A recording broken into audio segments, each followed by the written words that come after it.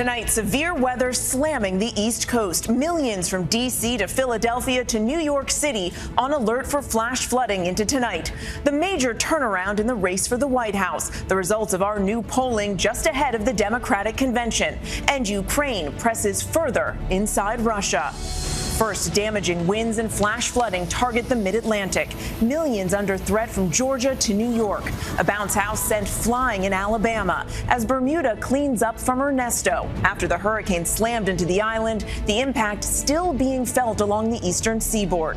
High waves and dangerous rip currents. While a new heat dome grips the middle of the country. Dozens sickened by extreme heat at a Colorado air show. Meteorologist Somara Theodore standing by. The race for the White House. Vice President Harris and Governor Walz appeal for votes in must-win Pennsylvania. Our new poll, what it shows about the dramatic shifts in this race as tens of thousands of protesters get ready to descend on Chicago and the Democratic National Convention. Overseas, Secretary of State Blinken arrives in Israel, hoping to push that ceasefire deal over the finish line. Tonight, we hear from the family of one of the hostages as they mark her birthday. Tom Sufi Burridge from Tel Aviv. Ukrainian troops push further into Russia, blowing up another key bridge. And what President Zelenskyy just said about why his forces entered Russia. Patrick Revel from Kyiv. Back here at home, the dramatic rescue of a family victims of an alleged home invasion here in New York City. The potential rail strike that could impact your bottom line and the supply chain. Some routes already shut down. The iconic hat once worn by Harrison Ford as Indiana Jones sells at auction. And America Strong tonight, the Navy vet taking a giant leap to celebrate 91 years young. From ABC News World Headquarters in New York, this is World News Tonight. Good evening. Thanks for joining us on this busy Sunday. I'm Mary Bruce in for Lindsay Davis. Vice President Kamala Harris now just hours away from kicking off a historic convention in Chicago. But we begin here tonight with the severe weather threat and flash flood watches along the East Coast from Georgia to New York. Flooding making roads impassable in parts of Connecticut tonight. Multiple roads now shut down. Ernesto gaining strength after battering Bermuda as high surf and life-threatening rip currents persist all along the East Coast. Some beaches closed. This house was washed away by a fierce wave along the outer banks of North Carolina. Tonight, heat alerts are in effect for more than 45 million Americans in the South and Southwest. At an air show in Colorado Springs, more than 100 people overcome with heat-related illnesses. ABC's meteorologist Somara Theodore leads us off. Tonight, severe thunderstorms threatening the East Coast from Georgia to New York, bringing potentially damaging winds and flash flooding. Catastrophic flash flooding in Southbury, Connecticut, submerging this road. The system already bringing torrential rains to Alabama. Wow. Partygoers at this gathering Saturday scrambling for cover. A bounce house flying through the air. Witnesses say it had been staked to the ground. The storm sweeping in after Ernesto lashed Bermuda as a Category 1 hurricane, dumping as much as 9 inches of rainfall on the Atlantic island. Uprooted trees littering roadways. At one point, more than 2/3 of households on the island were without power. ABC's Morgan Norwood rode out Ernesto. Bermuda escaping major damage, but Ernesto leaving behind a big cleanup. Powerful winds splintering this wooden fence, bringing down trees. You see the debris here, and now the race is on to restore electricity. Swells from Ernesto's churn prompting rip current warnings and waves as tall as 8 feet up and down the U.S. East Coast. It comes as more than 45 million Americans are under heat alerts in the South and Southwest. At this air show in Colorado Springs, officials say roughly 10 people were hospitalized and 100 received treatment for heat-related illnesses. We've just got an influx of heat prostration. We still got about 40 people right now. So many feeling that heat tonight, and Samara joins us now. So, Samara, time out this severe weather threat for us.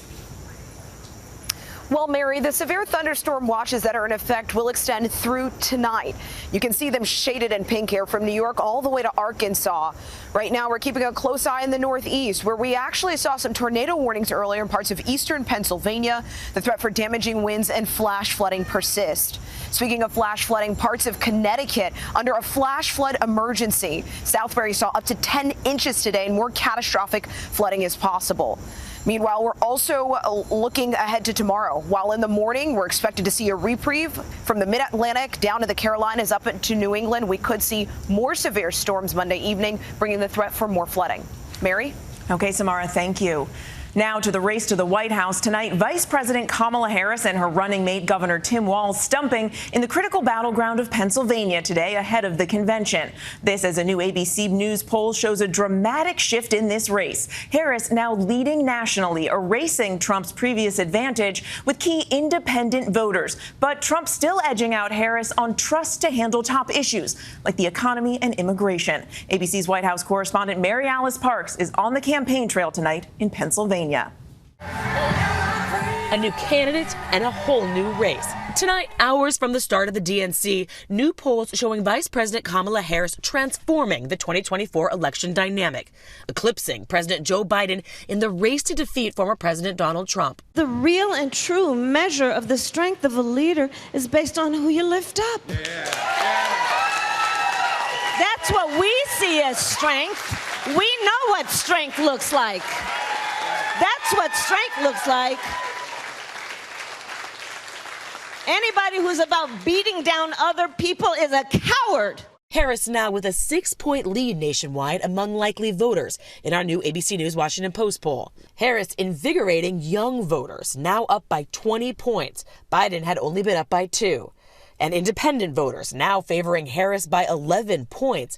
Biden was down 4 points against Trump. Republican vice presidential nominee Senator J.D. Vance not taking those numbers to heart. Kamala Harris got a bit of a sugar high a couple of weeks ago, but what we've actually seen from our own internal data, Shannon, is that Kamala Harris has already leveled off.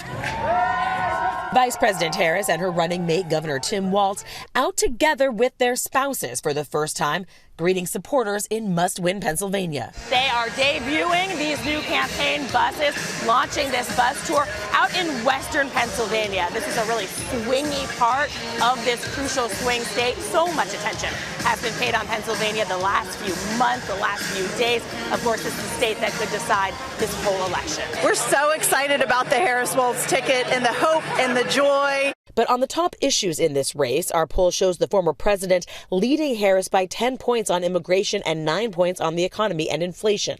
Zeroing in this weekend on Harris's economic policies. She says she's going to lower the cost of food and housing starting on day one. But day one for Kamala was 3.5 years ago. Republicans urging him to stay on message. His policies are good for America. And if you have a policy debate for president, he wins. Donald Trump, the provocateur, the showman, may not win this election. Voter Ed Friel telling me he was on the fence about Harris, but she won him over. Then as I started listening to her and following her, I thought, this woman is going to be good for this country.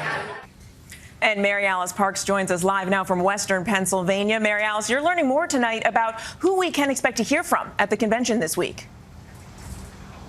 Yeah, Mary, tomorrow night will be President Biden's night, and no doubt it'll be emotional as he formally turns over this convention that he thought would be his. Now, other big names, we know former President Bill Clinton as well as former Secretary of State Hillary Clinton will both speak, as well as former President Barack Obama, former First Lady Michelle Obama.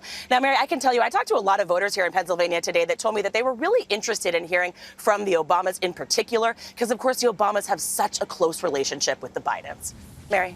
All eyes on that convention stage in Chicago this week. MaryAlice, thank you. Tens of thousands of protesters are expected there in Chicago. City officials now tightening security to prevent riots and chaos, hoping to avoid scenes like these at the 1968 Democratic Convention. So let's bring in ABC's Matt Gutman, who is in Chicago for us tonight. And Matt, those protests there already getting underway. They are, Mary. The first one happening right now, but I want you to see this line of police officers on bicycles, hundreds of them stretching down multiple blocks. This is the first major protest here. 34 major events here planned, most of them focusing on Gaza, demanding that the Biden-Harris administration impose a ceasefire immediately and an arms embargo on Israel. And in order to avoid a rehash of the 1968 riots, thousands of police officers here have received civil unrest training and de-escalation training. Right now, officials tell us they don't expect any violence, but people have been preparing, boarding up shops here. They've even sealed off mailboxes to prevent people from putting explosive devices inside. And federal officials tell me that with a sitting president and vice president, most of the cabinet, former presidents here, this event has the highest threat profile of any event in the city of Chicago in over a decade. But again, no specific credible threats, Mary. And we certainly hope it stays that way, Matt. Thank you. And ABC News will cover the Democratic National Convention in Chicago next week, beginning tomorrow night in prime time, streaming on ABC News Live at 7 p.m. Eastern, and then here on the network at 10 p.m. tomorrow night. Overseas now to the war between Israel and Hamas. Secretary of State Antony Blinken arriving in Israel amid pressure to achieve a ceasefire agreement. But Prime Minister Benjamin Netanyahu today cautioning that the negotiations are very complex. ABC's foreign correspondent Tom Soufi-Burridge reporting tonight from Tel Aviv. Tonight, as Secretary of State Antony Blinken arrives in Israel, negotiations to get a ceasefire in Gaza now at risk of being derailed. After days of talks in Doha, Hamas appearing to reject new proposals, accusing Israeli Prime Minister Netanyahu of obstructing a deal. Israel's war in Gaza raging on. 5 killed in an airstrike in central Gaza, according to the Hamas-run health ministry. Injured children rushed from the scene. Today, Netanyahu setting out a red line in the talks, saying Israeli troops must remain along Gaza's border with Egypt to prevent arms being smuggled in. On Friday, President Biden said an agreement was closer than ever. Today, Netanyahu accusing Hamas of refusing to budge. The talks also looking at whether Palestinian prisoners convicted of serious terror offences could be traded for hostages. Today, family and friends of Romi Gonen, an Israeli hostage still held inside Gaza after she was kidnapped from that music festival on October 7th, marked her 24th birthday. Her mum Mirav pleading for a deal to bring her daughter home. I need actions. Talks is very good, but we need the actions, and we are waiting for the actions. And this is something we have to be focused on, the actions that will come after the talks. And Mary, Secretary Blinken due to meet Prime Minister Netanyahu tomorrow morning, with Blinken then heading to Egypt as talks continue. Mary? So much riding on those talks, Tom. Thank you. Now to Ukrainian forces strengthening their positions inside Russia, blowing up a second critical bridge that supplies Russian troops, part of Ukraine's surprise incursion that began nearly 2 weeks ago. And tonight, how Russia is responding. More now from ABC's Patrick Reevell reporting from Kyiv.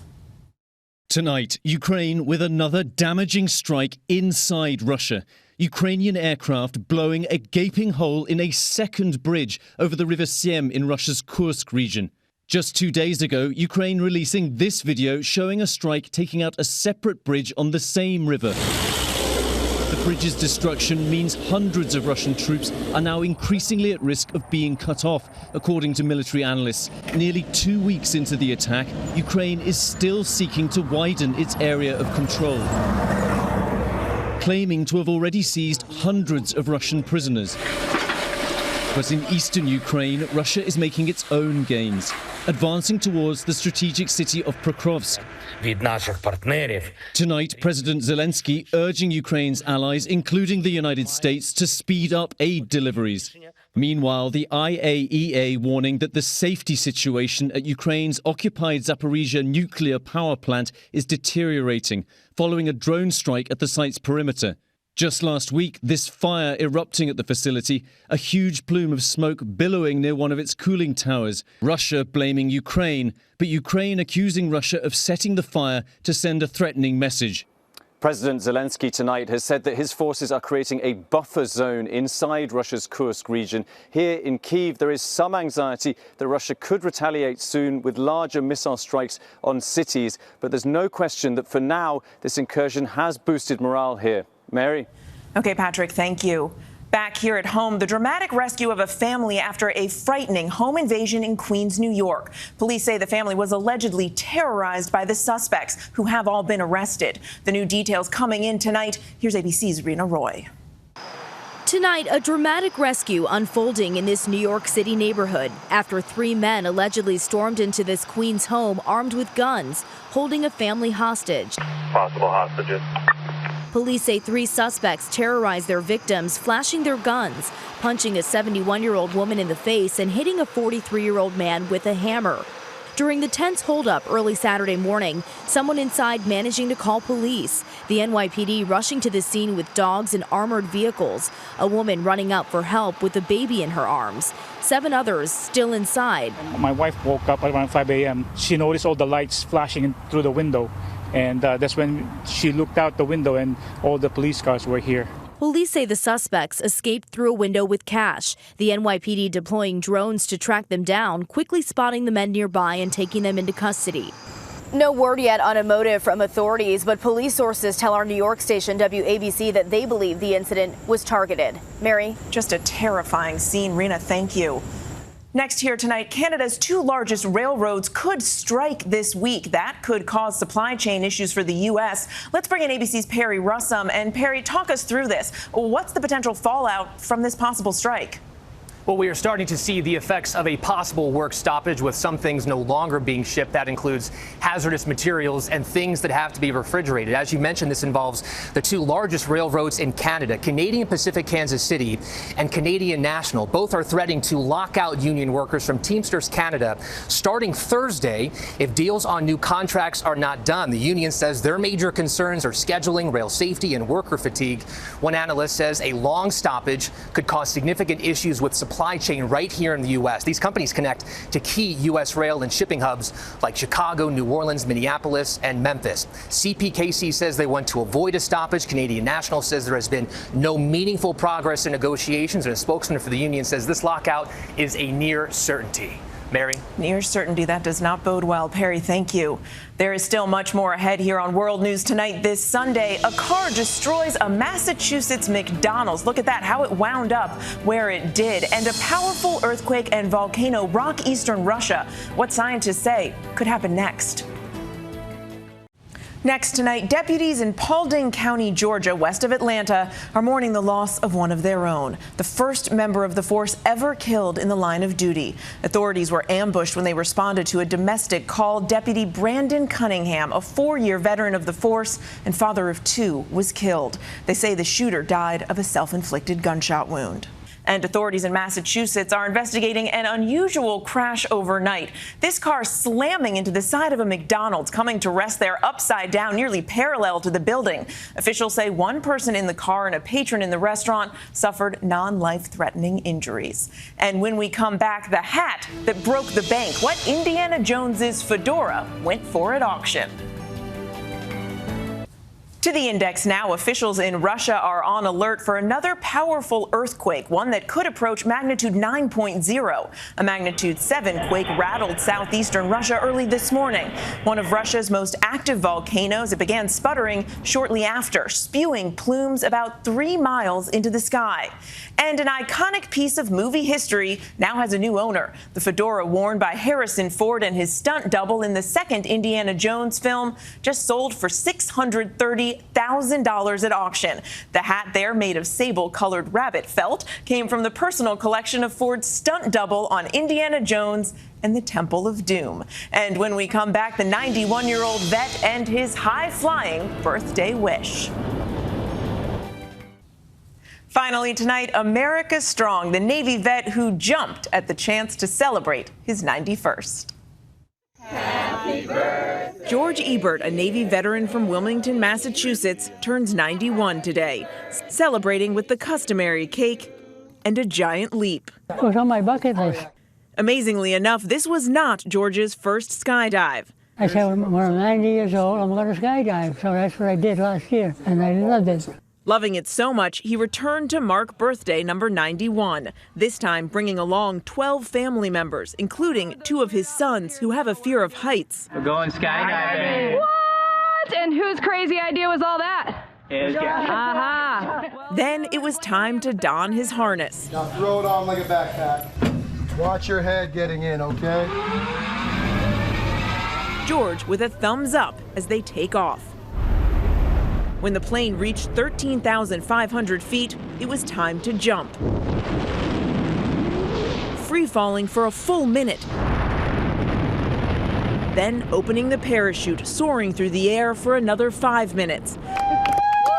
Hey, Georgie! Woo! Welcome back! A smooth landing and a pledge to keep this birthday tradition going. I truly enjoyed myself. I'm coming every year. Happy birthday, George. I'm Mary Bruce. David Muir's back here tomorrow. Thank you for making World News Tonight with David Muir America's most watched newscast.